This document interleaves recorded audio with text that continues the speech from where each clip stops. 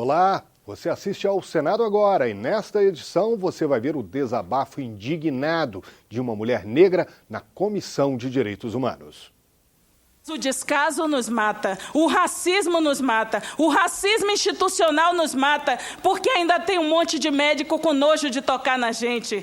Tem ainda um conjunto de psicólogos que acha que racismo não causa depressão. Racismo causa depressão, sim, porque quando você liga uma televisão no Brasil e você não se vê, não podemos admitir, nós vamos viver. Viva nós e as águas, viva as mulheres de terreiro, viva as mulheres negras. E viva a coragem do nosso povo que está sofrendo em Mariana. Viva as mulheres de Mariana, que a gente fique de pé por elas. O depoimento que a gente acabou de ver é da ouvidora-geral da Defensoria Pública da Bahia, Vilma Reis. Ela e outras mulheres negras participaram de uma audiência pública na Comissão de Direitos Humanos. A cobertura do encontro você vai ver ainda nesta edição do Senado Agora. Foram nomeados nesta quinta-feira 5 senadores para avaliar as leis que tratam da segurança das barragens no país. O desastre com a barragem de Rejeitos, na cidade de Mariana, em Minas Gerais, motivou a criação do colegiado.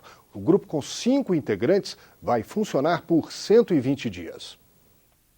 O presidente é o senador Antônio Anastasia, o relator Ricardo Ferraço. Os dois representam os estados atingidos pelo desastre ambiental. Também foram designados os senadores Fernando Bezerra, Jorge Viana e Wilder Moraes, que esteve nesta semana em Mariana, junto com outros parlamentares. O rompimento da barragem de Fundão, da mineradora Samarco, despejou pelo menos 62 milhões de litros de lama tóxica, que destruiu vilarejos, desabrigou centenas de pessoas e matou pelo menos 7. 4 corpos ainda precisam ser identificados. A polícia mantém o registro de 12 desaparecidos.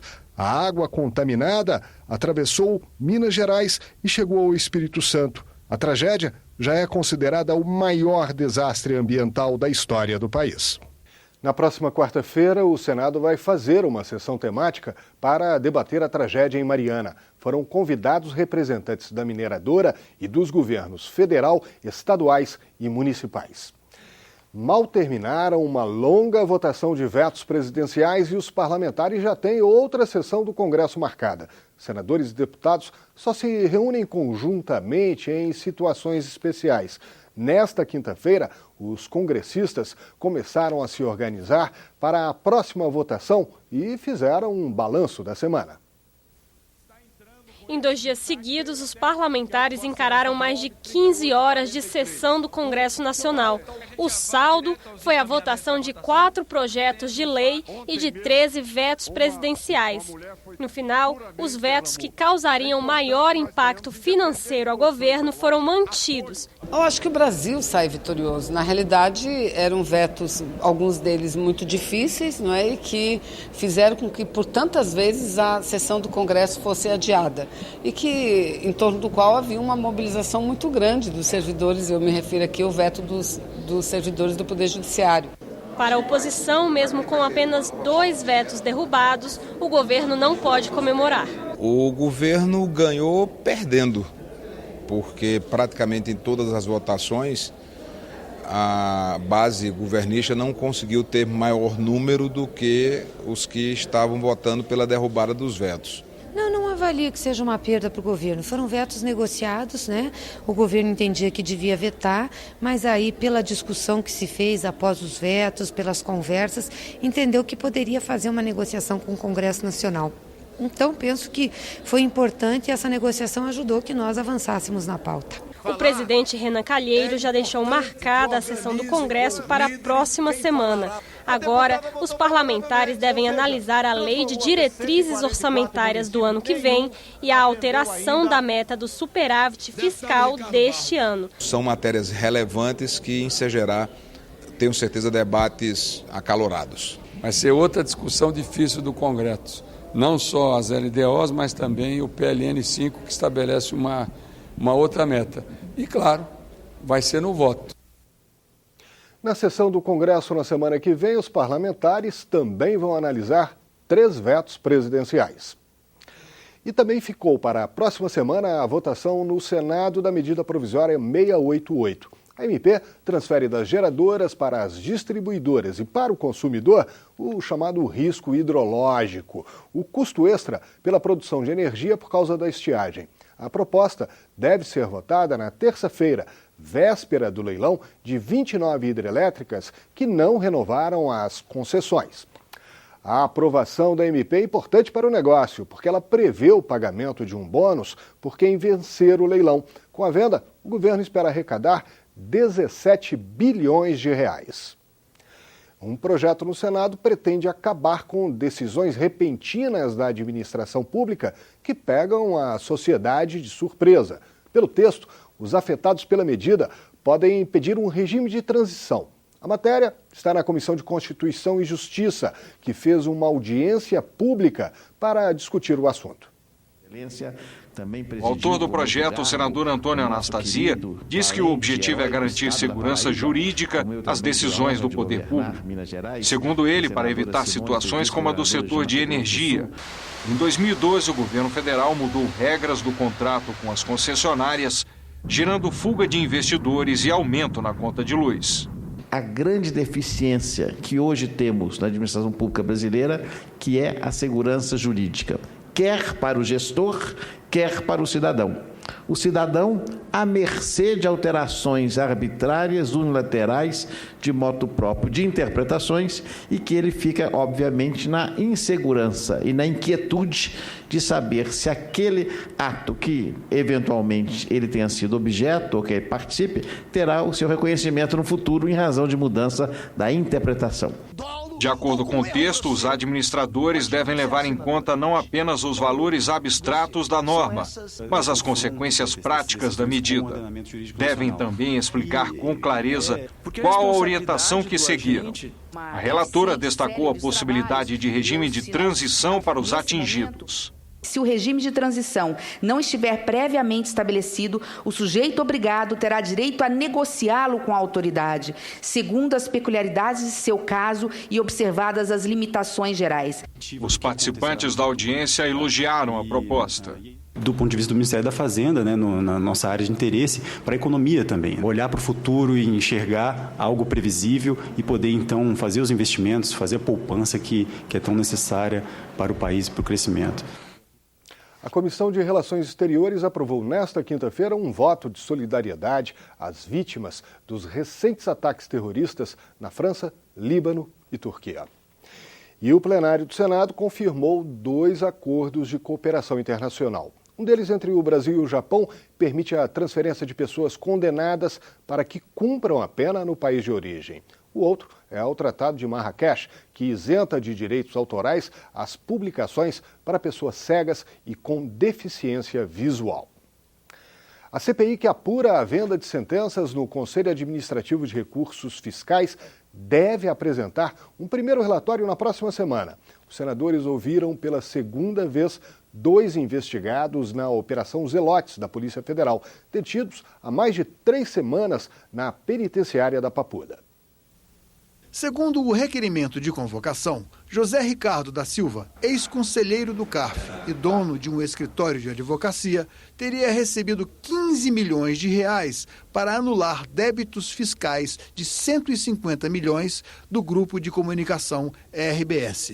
Eu gostaria de saber se o senhor quer fazer alguns comentários sobre essas vendas de julgados, de sentenças. Nesse momento, eu vou continuar e vou permanecer calado, usando o meu direito constitucional de permanecer em silêncio nesse momento dessas investigações. Da mesma forma, também com o habeas corpus do Supremo, Alexandre Paes dos Santos, citado como importante intermediário nas negociações entre empresas devedoras e membros que julgavam os recursos, negou-se a responder às perguntas dos senadores. Senhora senadora, com referência ao CARF, eu não tenho o que falar para a senhora.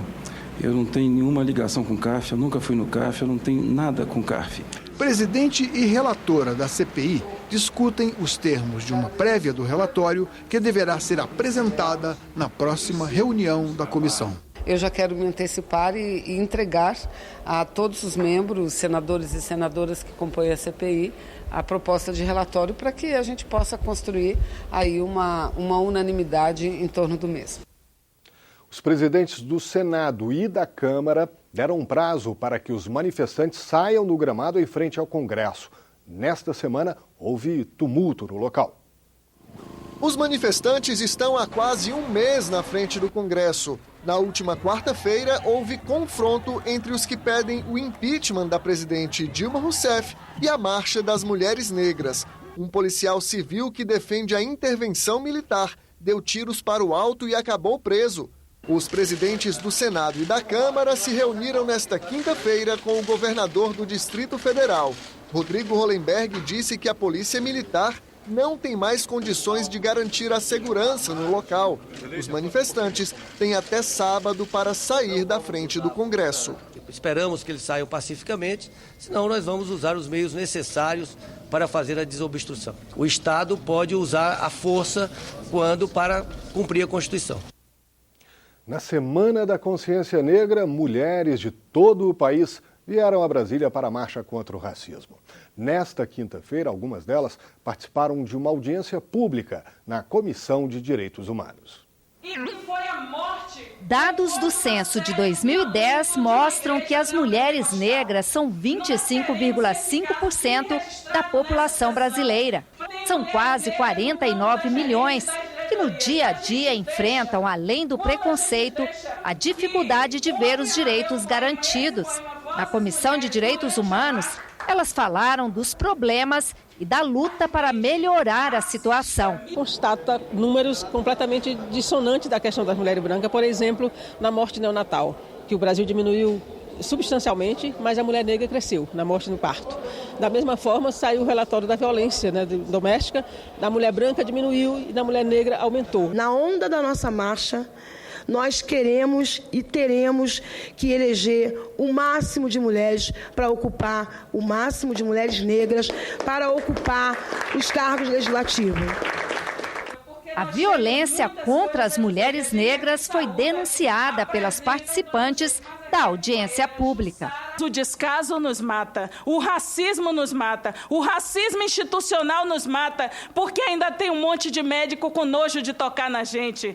Tem ainda um conjunto de psicólogos que acha que racismo não causa depressão. Racismo causa depressão, sim, nós vamos viver. Viva nós e as águas, viva as mulheres de terreiro, viva as mulheres negras e viva a coragem do nosso povo. O mapa da violência, que nós muitas já citamos aqui, continua apontando, não é, o feminicídio atingindo muito mais as mulheres negras. Mesmo quando a invisibilidade nos ataca e nos mata, de seguirmos construindo a nossa história de mulheres negras brasileiras. Negra de alma preta, sim. Negra de alma preta sou, negra sumida, negra atrevida, sem patrão e sem senhor. Sigamos em marcha, sigamos livres das amarras. Muito obrigada. Segundo o Mapa da Violência 2015, publicado pela Faculdade Latino-Americana de Ciências Sociais, o assassinato de mulheres negras aumentou 54% em 10 anos. O índice de mortes violentas de mulheres brancas nesse período diminuiu quase 10%. Você terá outras notícias a qualquer momento em nossa programação. E nós terminamos o Senado Agora com as palavras e o canto de Sônia Terra, do Instituto da Mulher Negra do Piauí. Lembrando que nesta sexta-feira o Brasil comemora o Dia da Consciência Negra. Desde o início da nossa história, nós optamos por ser resilientes, por resistirmos, por lutarmos, por construirmos e por fazermos, mesmo quando a invisibilidade nos ataca e nos mata, de seguirmos construindo a nossa história de mulheres negras brasileiras. Negra de alma preta, sim. Negra de alma preta sou, negra assumida, negra atrevida, sem patrão e sem senhor. Sigamos em marcha, sigamos livres das amarras. Muito obrigada.